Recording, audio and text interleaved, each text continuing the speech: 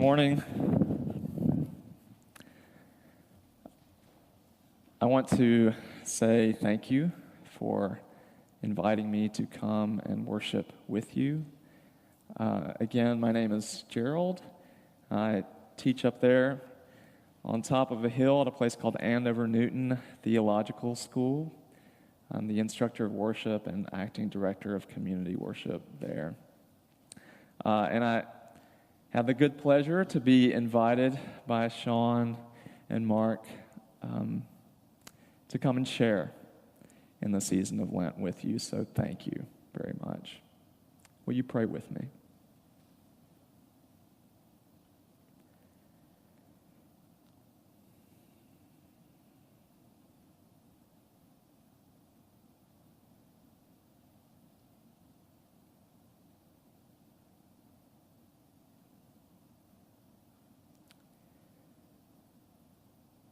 Jesus, in whom we believe, the Christ that we already know,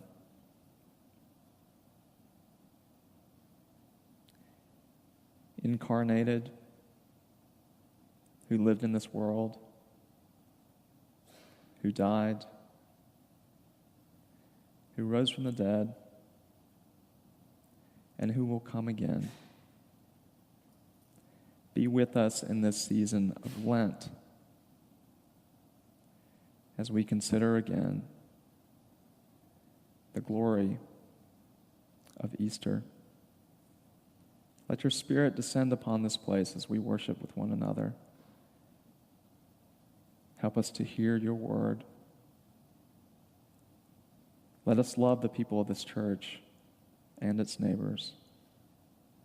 All these things we pray, O God. Amen.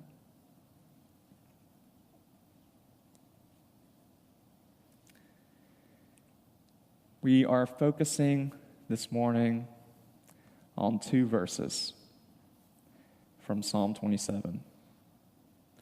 They're the last two verses of the psalm. But the psalmist actually begins 27 with two questions. Now, these questions seem rhetorical with a casual glance. Let me repeat them for you. The Lord is my light and my salvation. Whom shall I fear? The Lord is the stronghold of my life. Of whom shall I be afraid? Seems obvious, right? But if we concentrate, these questions are jarring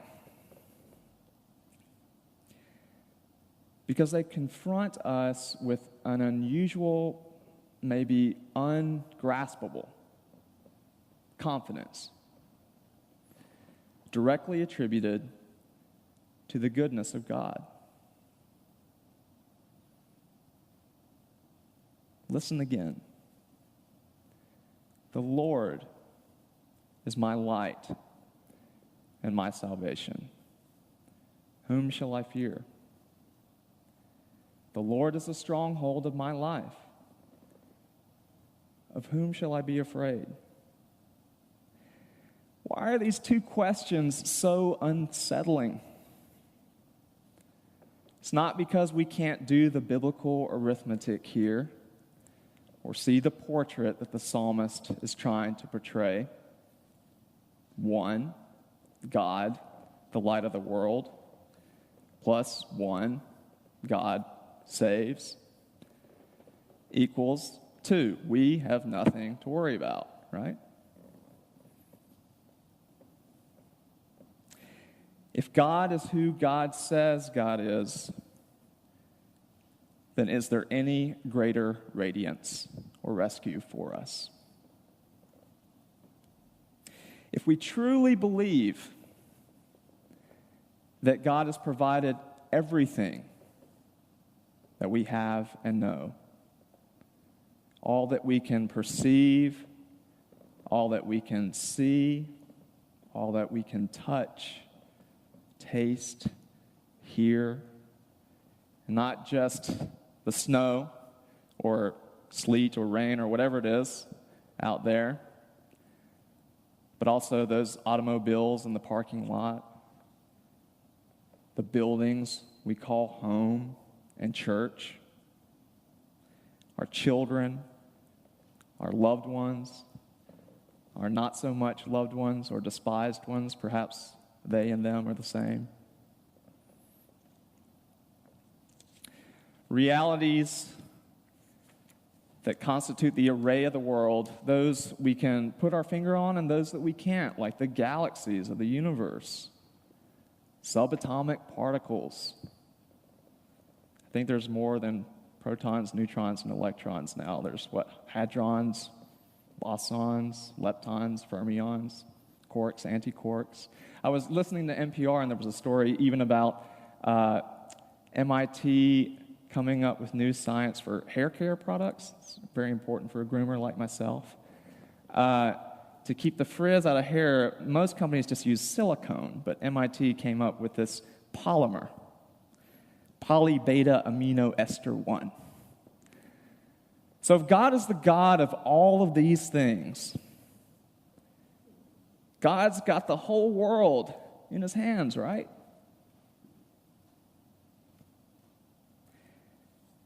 Then why is our world so twisted? Children and those who care for them are slaughtered in schools.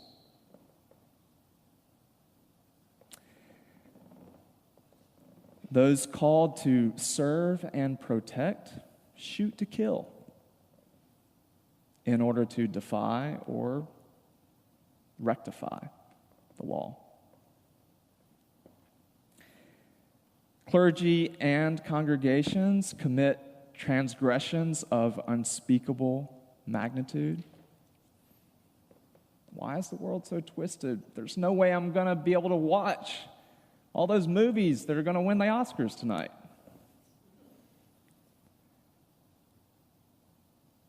And even heroes that we want to believe in end up being too good to be true.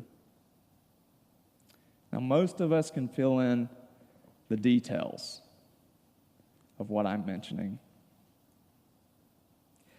Yet wider spread and larger scale violence happens here and elsewhere based upon the economic and political interests of our own government and countries around the world. Violence that exacts the loss of lives, that we can only impressionistically come to terms with. As we move from one headline to another, no matter how focused we are in that moment. And this sprawling violence, contrary to the confidence of the psalmist, gives us every reason to fear. Psalm 27, verse 2. When evildoers assail me to devour my flesh, my adversaries and foes, they shall stumble and fall. Verse 3. Though an army encamp against me, my heart shall not fear. Though war rise up against me, yet I will be confident. The psalm is attributed to David, but no one knows who wrote it. And maybe part of the reason is because the language sounds like it comes from an imaginary place, from an imaginary person, not dealing with the real stuff of our daily lives. Skipping forward, verses 5 and 6. For he will hide me in his shelter in the day of trouble. He will conceal me under the cover of his tent. He will set me high on a rock. Now my head is lifted up above my enemies, all around me. And I will offer in his tent shouts of joy. I will sing and make melody to the Lord. Really?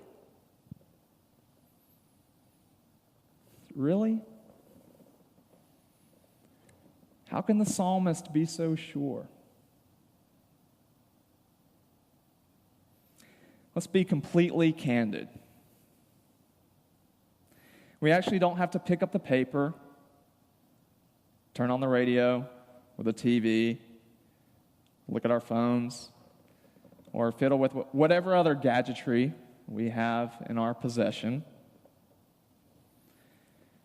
to reckon with the particularity and the vastness of the world's violence and how that violence infects our lives.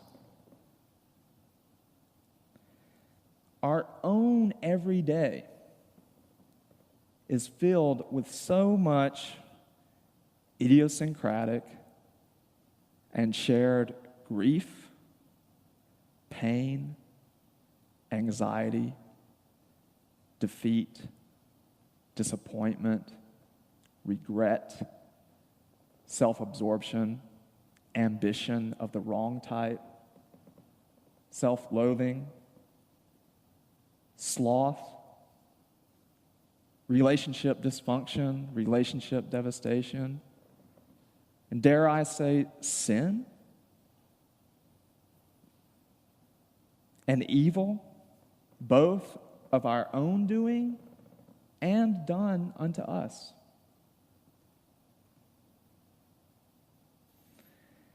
If we're honest, I bet we live lives of faith that are deeply frightened, or at best, uncertain.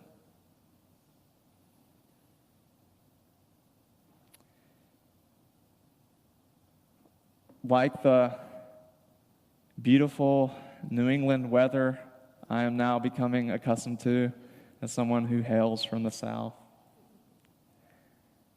life is just unpredictably cold.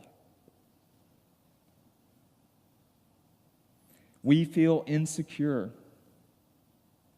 frail, perhaps even astonishingly unsurprised at the insanity we witness from Connecticut to California to across the globe. If we're completely honest, we see how profound frustration and devastation in the ordinary stuff of life can move someone like me and you, from being frightened to a person that horrifies. The psalmist, though, perhaps anticipating or maybe just feeling similar despair, ends up qualifying the initial questions that we just talked about. 27 verse 7 and onward. Hear me out, O God, when I shout to you. Be gracious and answer me. Show me your face. Please don't hide your face from me.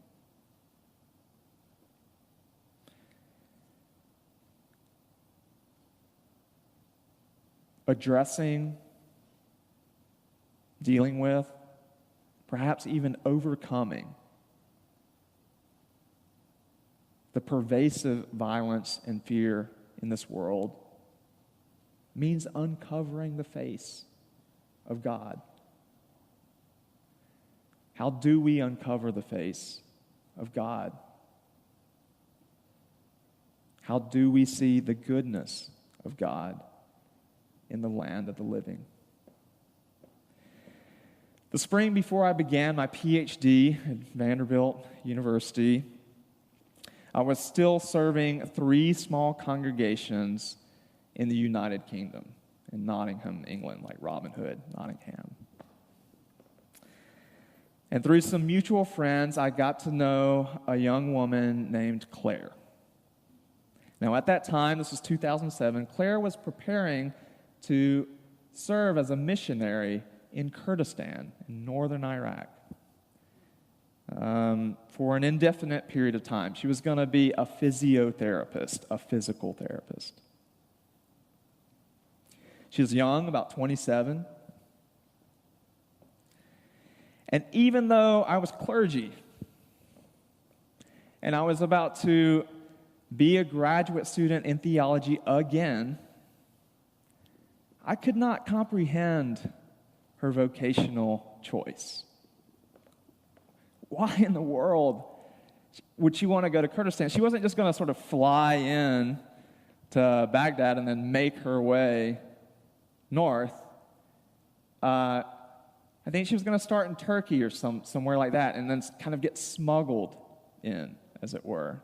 It just sounded completely nuts to me.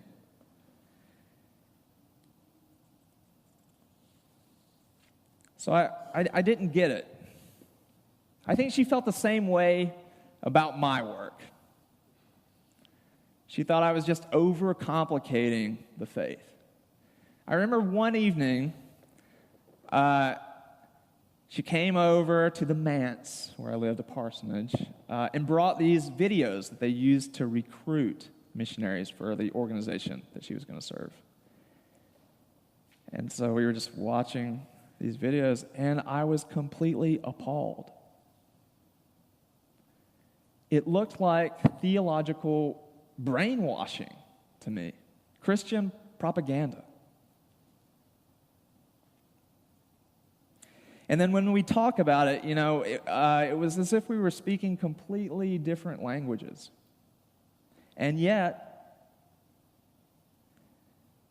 after I matriculated into my program, and she made her way over to Kurdistan, as I progressed in my studies, and her work evolved, work that I knew only invisibly. I couldn't see it. Work that I knew only from afar. Only from listserv email messages with erratic punctuation and misspelled words because she was using the only clunky computers and internet connection that she could find. In her work, in her service, I came to see the goodness of God. She became for me Jesus with skin on. So day after day, as I painstakingly thought and wrote about the phenomenological significance of the ubiquity of sound as instance of God's generosity, there she was, helping victims of unspeakable violence and terror stand, walk, hold, embrace. Doing all of this to restore some semblance of ordinary life for these people, and also for the glory of God. Now, she's since returned to England and works in a clinic in Dorset, I think. And this is my last email message from her. It reads as follows. I have seen the faithful provision of God for the last 4 years in Iraq and his continued provision since my return to the UK.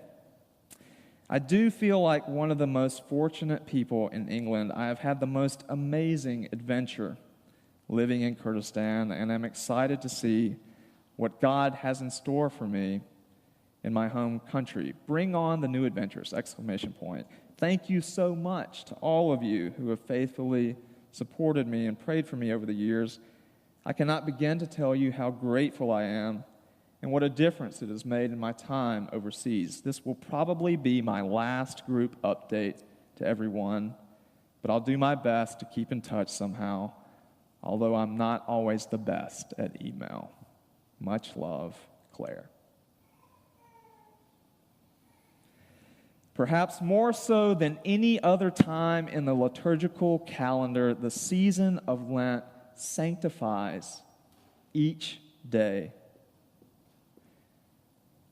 so that we can attend to and even challenge the fear and violence of the world as Jesus of Nazareth and as Claire did.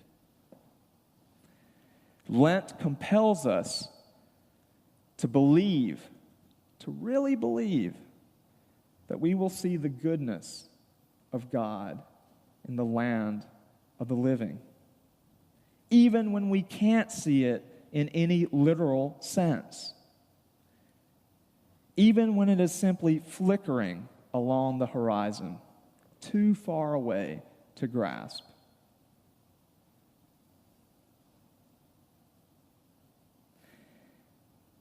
This is because we prepare to celebrate a Christ who has already died,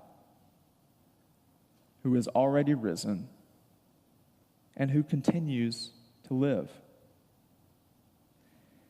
This living Christ is found in faces and unconventional lives like Claire's, but it's also found in people right here and out there. I can tell you I have experienced the grace of God just getting this service together this week, in the hospitality that I had during the Sunday school time.